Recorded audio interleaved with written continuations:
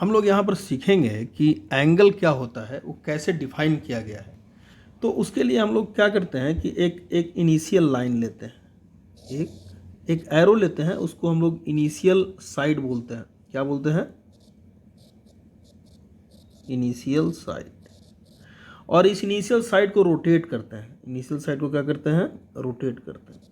अब सपोज इसको रोटेट करने के बाद यहाँ पहुँचा, इसको मिलाएंगे तो यहाँ पहुँच जाएगा, ये यहाँ पहुँच जाएगा और इसको नाम दे देते हैं अलग ए dash.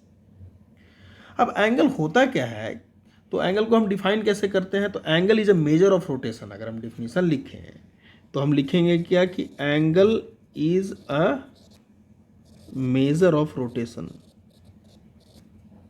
Angle is a measure of rotation. ये रोटेशन का मेजर, रोटेशन का माप होता है एंगल। तो हम ही जो रोटेट किए हैं, अब मान लो एंगल को हम थीटा सिंबल से डिनोट करें, तो थीटा अगर लिखें तो ये थीटा कितना है? एंगल मेजर है रोटेशन का, रोटेट जो किए उसका माप है, तो कितना माप होगा? ये एक वैल्यू देना होगा ना। तो एक हम लोग इसको वैल्यू देने के लिए क्या करते हैं कि एक स्टैंडर्ड हम लोग डिफाइन करते हैं। तो एक स्टैंडर्ड किसको मानते हैं? कंप्लीट रोटेशन को हम लोग स्टैंडर्ड मान लेते हैं। तो ये कंप्लीट रोटेशन को एक स्टैंडर्ड मान लेते हैं और चेक करते हैं कि कितना बार थीटा चलने पर ये कंप्लीट एक रोटेशन हुआ।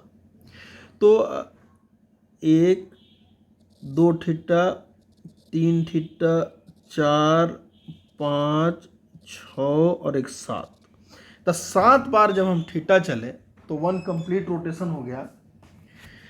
तो थीटा को हम मेजर कर पाए कैसे? 1 कंप्लीट रोटेशन का 7वां भाग, 1 कंप्लीट रोटेशन का 7वां भाग, 1/7 ऑफ 1 कंप्लीट रोटेशन। थीटा हम लोग मेजर कर पाए, एंगल रोटेशन के रिस्पेक्ट में मेजर कर पाए, तो angle is a measure of rotation है। तो 1 कंप्लीट रोटेशन के रिस्पेक्ट में थीटा का वैल्यू हो गया 1/7 ऑफ 1 कंप्लीट रोटेशन। अब देखिए यहाँ पर जो हम मेजर किए हैं एंगल, तो वो एंगल मेजर किए हैं, तो रोटेट जब कराए तो एंटी क्लॉकवाइज डायरेक्शन में रोटेट कराए। तो जब एंटी क्लॉकवाइज रोटेशन होता है, एंटी क्लॉकवाइज माने घड़ी के विपरीत, एंटी माने विपरीत होता है, क्लॉक मतलब घड़ी होता है, तो घड़ी के विपरीत रोटेशन जब होता है तो इस केस में एंगल को हम लोग क्या बोलते हैं? पॉजिटिव। एंगल को क्या बोलते हैं कि ये पॉजिटिव एंगल चला है, पॉजिटिव एंगल है।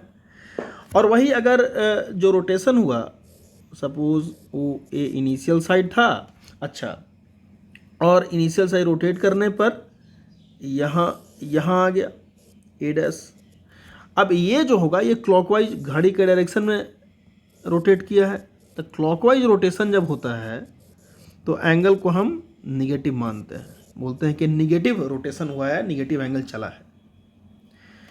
और जहाँ से शुरू होता है रोटेशन करना उसको हम लोग बोलते हैं इनिशियल साइड, और जहाँ पर टर्मिनेट होता है रोटेशन उसको बोलते हैं टर्मिनल साइड। तो ओ ए इज इनिशियल साइड और ओ ए डैश इज टर्मिनल साइड।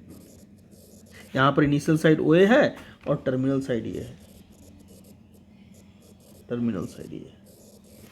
और जिस पॉइंट के लॉन्ग रोटेशन होता है, यहाँ पर ओ के लॉन्ग रोटेशन हुआ है, जिस पॉइंट के लॉन्ग रोटेशन होता है, मैंने पॉइंट ऑफ रोटेशन को एक खास नाम दिया गया है। वो खास नाम क्या है? वर्टेक्स। वो खास नाम क्या है? वर्टेक्स। वर्टेक्स, यहाँ पर ये वर्टेक्स है वो। तो ये छोटा छोटा बात हुआ एंगल के बारे में। एंगल का डिफिनीशन एक्चुअली क्या है कि रोटेशन का मेजर और अदर अलग तरह से भी डिफाइन करते हैं कि एंगल को, तो अलग वीडियोस में हम देखेंगे। फिलहाल इतना ही।